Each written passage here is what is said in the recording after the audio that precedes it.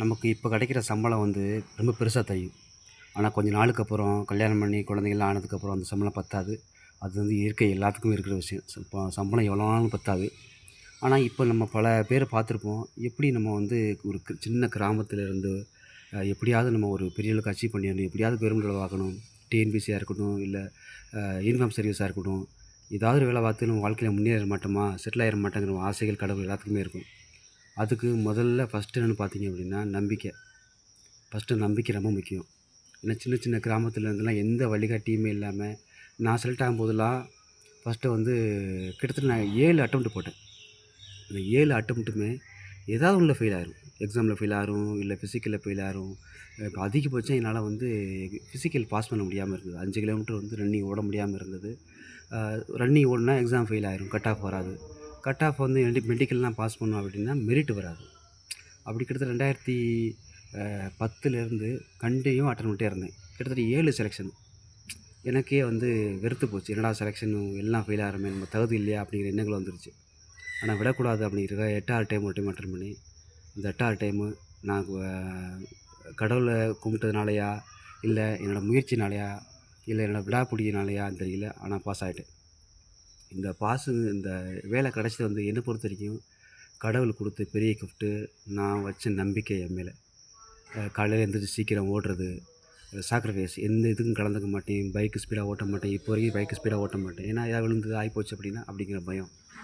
அதனால் நம்ம ஒரு சர்வீஸுக்கு போகணும்னு ஆசைப்பட்டீங்க அப்படின்னா எல்லாத்தையுமே ரொம்ப மைன்யூட்டாக ரொம்ப என்ன சொல்கிறது, ரொம்ப எதார்த்தமாக இல்லாமல் ரொம்ப கேர்ஃபுல்லாக இருக்கணும். நம்ம எப்போ சிக்கலில் மாட்டுவோம் தெரியக்கூடாது. கேஸ் ஆகிடக்கூடாது. பைக்லேருந்து கீழே விழுந்து ராடு வச்சிடக்கூடாது, பிளேட் வச்சிடக்கூடாது அப்படிங்கிற தாட்டு பயங்கரமாக இருக்கும். இதெல்லாம் தாண்டி பல பேர்த்துக்கு வந்து தற்சமயத்துக்கு வாங்குகிற சம்பளம் பெருசாக தெரியும். 10,000 கிடைக்கிது போதும், ஒரு நாளைக்கு 2,000 3,000 கிடைக்கிது போதும் அப்படிங்கிறது. தற்செயத்துக்கு கிடைக்கிற சம்பளம், அந்த சந்தோஷம் நம்ம வாழ்க்கையை அழிச்சிடும். இப்போ வந்து நான் 12ஆம் முடிச்சிருக்கேன். நான் 12ஆம் முடித்து நான் சர்வீஸ் பண்ணுறேன். எனக்கு அந்த சர்வீஸுக்கு கிடைச்ச சம்பளம் வந்து கவர்மெண்ட் கொடுக்குற சம்பளம் வந்து ரொம்ப அதிகம். எனக்கு ரூ. 75,000 சம்பளம் வருது. நான் அந்தளவுக்கு எனக்கு அறிவு கிடையாது. அப்படி இருந்தும் நான் சர்வீஸ் பண்ணுறேன். அந்த ஒரு காரணத்தினால எனக்கு கவர்மெண்ட் கொடுக்குற சம்பளம் பெரிய சம்பளம். என்னோடய தகுதிக்கு மீறின சம்பளம். அது வருஷம் வருஷம் இன்க்ரீஸ் ஆகும். அது வேறு. இதெல்லாம் தாண்டி ஏன் இதெல்லாம் சொல்கிறேன் அப்படின்னா, வழிகாட்டி இல்லாமல் இருந்தது. எனக்கு வந்து யாரும் எந்த ஹெல்ப் பண்ணல. இப்போலாம் யூடியூப் இருக்குது. என்ன சொல்கிறது, கற்றுக்கிறதுக்கு பல விஷயங்கள் இருக்குது இன்டர்நெட்டில். நான் செலக்ட் ஆகும்போதெல்லாம் அந்தளவுக்கு எதுவுமே இல்லை. ஆண்ட்ராய்டு ஃபோன் இருந்துச்சு. ஆனால் இந்த அளவுக்குலாம் டெக்னாலஜி அப்போ இல்லை. வழிகாட்டுறதுக்கு யாரும் இல்லை. எப்படி போகணும், அட்டெண்ட் பண்ணணும். யூடியூப்பு அந்தளவுக்கு வந்து ஃபேமஸ் கிடையாது. யூடியூப்பில் பார்த்து இப்போ எல்லாமே தெரிஞ்சுக்கலாம். ஆனால் அப்போ அந்தளவுக்கு ஃபேமஸ் கிடையாது. எதுவுமே தெரியாது. அப்படி இருந்தும் ஒவ்வொரு டைம் செலெக்ஷனை பார்த்து எப்படியா கான்டாக்ட் பண்ணி பார்த்து 7 முறை அட்டெண்ட் பண்ணி 8வது முறை பாஸ் பண்ணேன். இது பெரிய ஒரு அதிசயம் தான். ஏன்னா 7 முறை ஒரு மனுஷன் தொடர்ந்து அட்டெண்ட் பண்ணுவாங்களாங்கிறது ரொம்ப சந்தேகம் தான். ஏன்னா நம்ம வந்து பல பேரை பார்த்துருப்போம். இப்போ 2 டைம் அட்டெண்ட் பண்ணுறோம், 3வது டைம் வேணாம் கிடைக்காதுன்னு விட்டுருவோம்.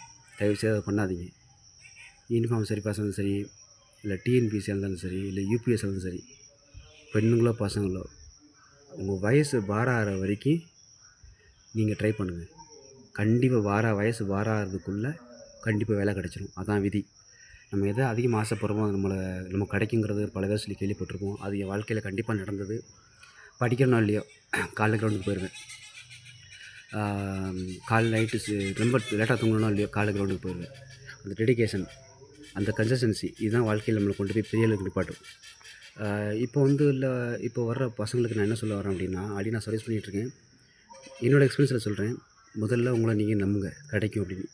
நீங்கள் வந்து எல்லா வேக்கன்சியும் போடுறாங்க. இப்போ பல பேர் அக்னிவேருக்கு 50% கொடுத்துட்டாங்க, நம்ம கிடைக்குமான்னு யோசிக்காதீங்க. உங்களுக்கு தேவை ஒரே வேக்கன்சி. அந்த ஒரு வேக்கன்சி தட்டி தூக்குறதுக்கு என்ன பண்ணணுமோ அதை பண்ணுங்கள். என்ன ஸ்ட்ராட்டஜி யூஸ் பண்ணணுமோ அதை யூஸ் பண்ணுங்கள். எப்படி நம்ம ஃபிசிக்கல் பாஸ் பண்ணணும், எப்படி எக்ஸாம் பாஸ் பண்ணணும் அப்படிங்கிறத கரெக்டாக ஸ்ட்ராட்டஜி யூஸ் பண்ணி பாயிண்ட் அடித்து ஒரு வேக்கன்சி தட்டி தூக்குங்க. எல்லாத்துக்குமே காம்படிஷன் இருக்குது. கரெக்டாக வந்து ஒரு பிளானை உருவாக்கி அந்த பிளான் மூலியமா நம்ம காலைல எத்தனை மணிக்கு எந்திரிக்கணும், எந்த நேரம் படிக்கணும், எந்த நேரம் தூங்கணும், என்ன சாப்பாடு சாப்பிடணும் அப்படி கரெக்டாக ஒரு அட்டவணை போட்டு மெயின்டைன் பண்ணிக்கிங்க. ஏன்னா அந்த பிளானிங் இல்லை அப்படின்னா நம்ம பாஸ் ஆகிறது ரொம்ப கஷ்டம். அந்தளவுக்கு இருக்குது இப்போ நிலமை. அதனால் கரெக்டாக படிக்கிறத பிளான் பண்ணி படிங்க, ஈஸியாக இருக்கும். பணத்தை கையாளுற விதம், அன்னெசரியாக செலவு பண்ணுற விதம், ஊர் சுற்றுற விதம் அதெல்லாம் கம்மி பண்ணிக்கங்க. பணத்தை வந்து கரெக்டாக கையாளணும். இந்த மாதிரி பல விஷயங்கள் இருக்குது. அதனால தான் சொல்கிறேன், யார் வேணாலும் யூனிஃபார்ம் சர்வீஸ் பண்ணலாம். எல்லாத்துக்கும் தகுதி இருக்குது. நீங்கள் ஆசைப்படுறீங்க செலெக்ஷன் அட்டன் பண்ணிட்டு 2 செலெக்ஷனில் போச்சுன்னு கவலைப்படாதீங்க. கண்டிப்பாக எல்லாத்துக்கும் எல்லாமே கிடைக்கும். அதான் விதி. எனக்கே கிடச்சிருச்சு. இப்போ உள்ள டெக்னாலஜிக்கு எல்லாருக்குமே கிடைக்கும். அதனால தான் சொல்கிறேன், ஏதாவது முடிஞ்ச அளவுக்கு உங்களோட மைண்ட் செட்டை நீங்கள் கரெக்டாக வச்சுக்கோங்க. இப்போ நீங்கள் போலீஸுக்கு ட்ரை பண்ணுறீங்க, இல்லை ஆர்மி ட்ரை பண்ணுறீங்க அப்படின்னா, முதல்ல உங்களை பார்த்தா ஒரு போலீஸ்மேன் மாதிரியோ இல்லை ஒரு ஆர்மி மேன் மாதிரியோ தெரியணும். அதான் உங்களுக்குள்ள ஒரு நம்பிக்கை. உங்களை நீங்கள் கண்ணாடியில் பார்த்தாலும் சரி, இல்லை வெளியில் எங்கேயோ போகிறீங்க, இல்லை டிராஃபிக் போலீஸே உங்களை பிடிச்சிட்டாரு அப்படின்னா, தம்பி உங்களை கேட்கணும், சர்வீஸ் பண்ணிட்டியாப்பான்னு கேட்கணும். அந்தளவுக்கு உங்களோட உடம்பு, உங்களோட ஹேர் ஸ்டைல் இருக்கணும். அதாவது நீங்கள் இப்போ உள்ள பசங்கள்லாம் மேக்ஸிமம் முடி வெட்டுறதுக்கு ரொம்ப யோசிக்கிறாங்க.